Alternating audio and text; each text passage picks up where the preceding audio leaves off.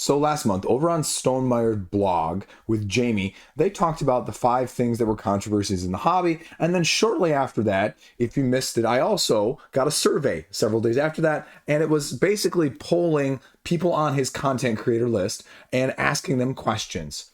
I did a separate video filmed right after I answered those questions with my concerns about the questions in general, because there was some nuance lost. There were some issues with how it was sort of worded, in my opinion.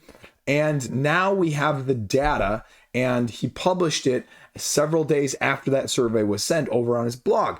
And as a follow-up to my personal answers, which I filmed again separately immediately after. So now we're going to talk about the actual data, because he had almost 340 people respond to these 9 or so questions, how they dealt with bias or how they presented themselves or what was there going on money-wise, a little bit of all over the place.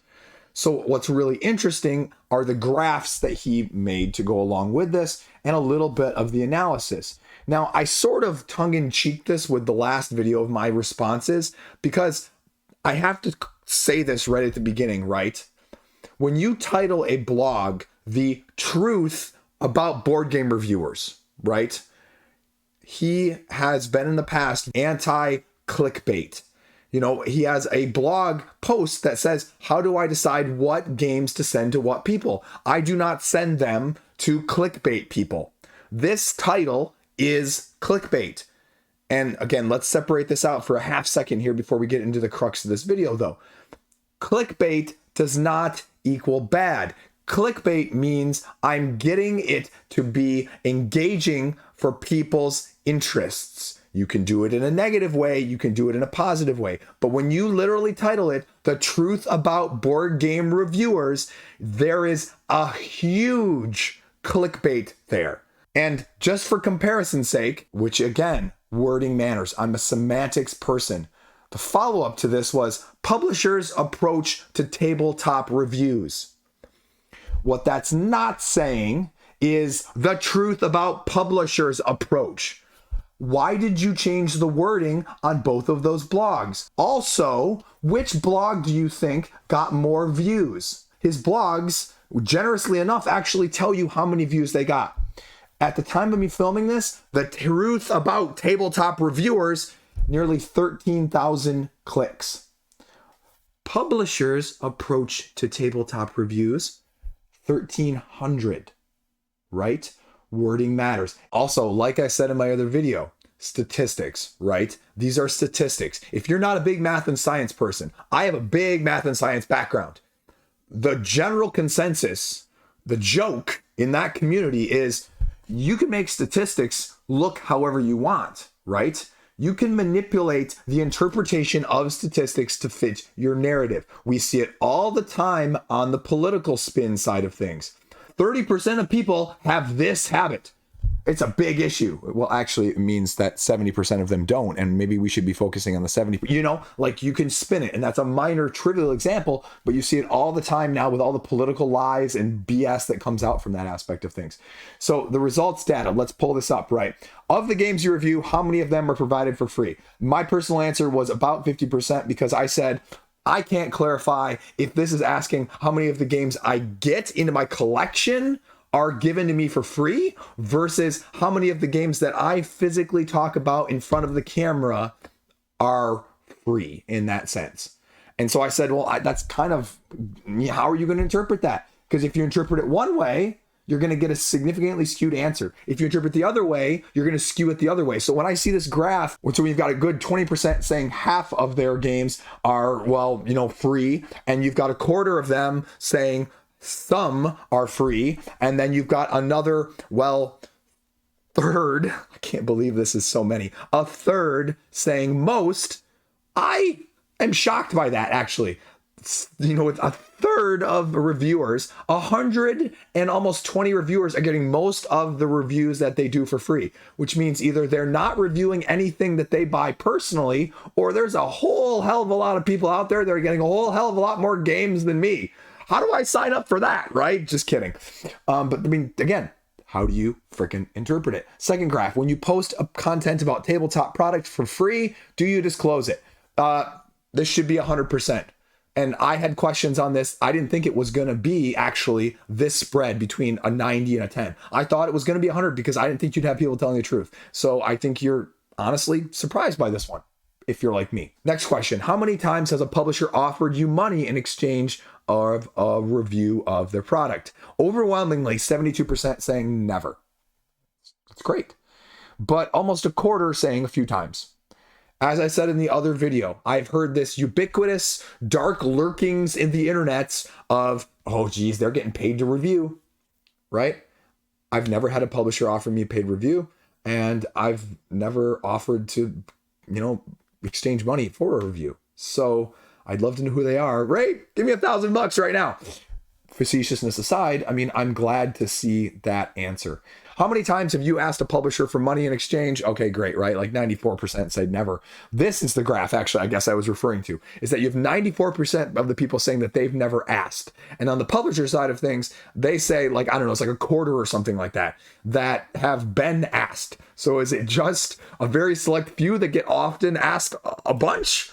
Or is there a mismatch of data there, right? How do you want to interpret the mismatch of data if that is actually the case? And screw it, let's just do that one right in with this, right? It says 14% on the other graph for a publisher to frequently offer reviewers to be paid. Reviewers only reported this 4% of the time. Now, this is a much smaller limited sample size of only 70 people. How many times has a content creator asked you for money? The never is only 16%. A few times is nearly 50. So again, what his statement at the top, it cherry picks the data here when it says that, because many times is almost a third. Almost always is that very small percentage, but a good portion of them, almost 75%, are getting that on somewhat of a frequent basis. So that's an issue, right? Going back to the reviewer side of things, if you've ever accepted money for a non-review, do you express an opinion? Again, I didn't really like this question, and I said that the answer, because of the lack of board games journalism, or frankly speaking, it seems like almost ethics at times, the answer should be absolutely everyone saying 100%, I don't express my opinion. But again, like I said in the other video, if you say it with the disclaimer in a different video, no, that doesn't work. You're still influenced, right? Well, it's a separate video, Chris. I got paid to do this. It's going to affect things no matter what.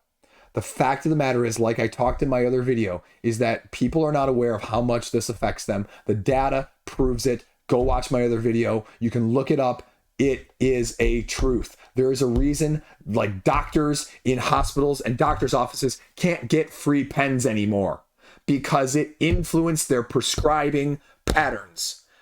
Again, the science behind it, not the subjective, the science said that it was influencing things, not just I think so. No. So if you're getting money, it's going to affect it, separate video or not. So the fact that you have, what is this, like 20% or so that say, yes, but don't worry, Chris, it doesn't affect it whatsoever. That speaks to a problem in our hobby, if you ask me. When you post content about a tabletop product, do you preface it with a mention of overt biases?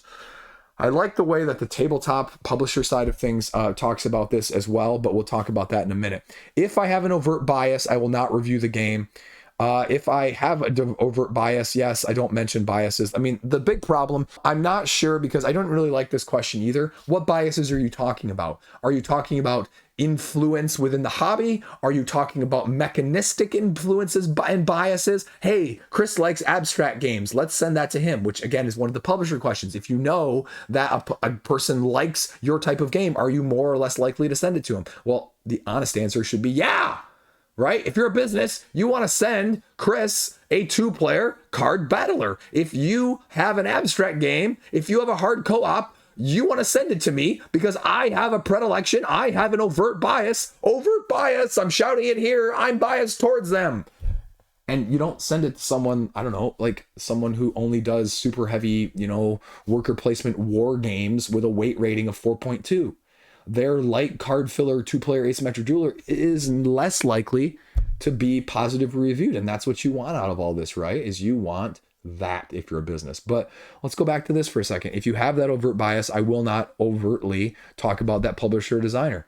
If you're employed by a company like that, if you're employed by a company, would you review their games? If I was a Pandasaurus employee, would you trust me? If I was a level 99 employee, I use those two not for any particular reason, but even to put my own self on trial here. If I was that and I reviewed one of their games, would you look at me differently? Would you think that I could, as the third option, not mention my biases or not letting them affect me when I've got my boss either inadvertently or advertently looking over my shoulder no matter what, because I'm an employee, right? If I was an employee on the marketing side of things, if I was a coder, a lot of these lottery systems, if you will, there are literal laws in place that say in most cases, the employees of immediate family and employees of lottery suppliers are not allowed to play. If you have a publisher sponsoring you in any way, shape, or form, if they are overhead-wise paying you as a channel sponsor, or if there is a relationship to how you get paid and a gaming company, then you should probably not be reviewing it in that sense because, again, you don't realize how much bias that is there. It's just not good business practice, period. Again, the data, the science, the biasness. If the lottery won't allow you to do it, even with the small infinitesimal chance of that, there's a reason maybe we shouldn't be doing it too. How often then do you accept for review tabletop products with themes and mechanisms you don't typically enjoy? This one is the, one that I said, yeah. And I like seeing that 2/3 of the people are saying yes, because again, I caveated this question and I said, I try and go outside of my comfort zone to find things like Castles of Burgundy, Unconscious Mind, Luthier, Distilled that I really freaking enjoy that aren't my usual, like I just mentioned, 2-player and hard co-ops and abstracts, right? Whatever else, falls under that. And so I think a lot of people, I'm going to interpret this question that way. You can interpret it differently if you'd like. If you accept it, what do you do after, playing it and not liking it, essentially?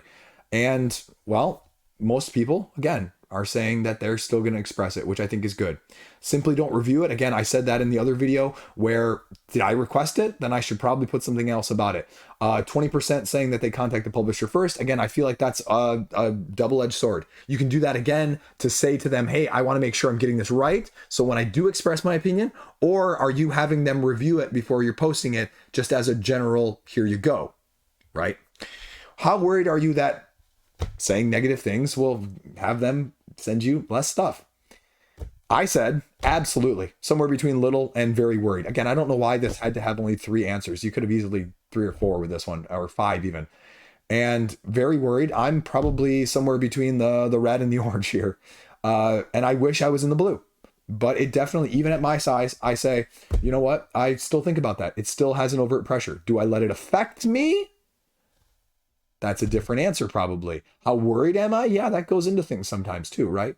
Criticism for the sake of criticism versus constructive criticism. You know what? Let's extend this even further, right?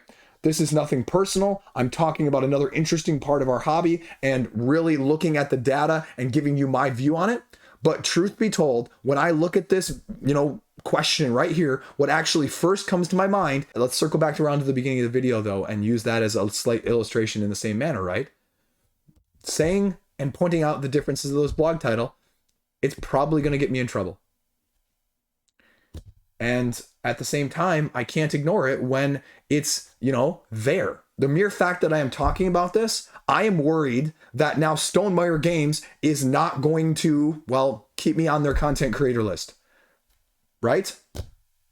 And so to tell you anything different at this point, it's just an extension of this, which is why I feel like a lot of people don't even talk about this side of the hobby, because again, we are worried. And so I would make the argument that has to be in there somewhere. And I just like talking about it. And again, not as a personal attack, but just as in general, right? Should I just not say it? Should I not say it? Should I have just edited that out and said, you know what? That's a very interesting title. But no, we have to talk about it. You can't do that. Does it make me worried? Absolutely. Am I anxious about airing this for you guys? Yeah, it does. So let's hop over really quickly though to the publisher side of things. The few questions that I thought were really interesting. How many times have you offered to pay money to a content creator in exchange for a review? Half, 57% said never, although 40% said we do it. So 40% saying that they will offer money for reviews. Again, like, raise my hand here, raise my hand. Where's mine? What is your procedure for sending review copies to content creators who may have an overt bias for you or your company? I'm not sure what overt bias is you're referring to with this question. I guess, are you talking about like company relationships? Are you talking about money changing hands previously? I don't understand that one. There's a reason certain companies always go back to certain people, right? You know, on some of the Awaken Realms campaigns, I can almost guarantee you 2 or 3 of the videos that are going to be there, right? Because those people like their games, right? Or pick anybody else, and that's okay.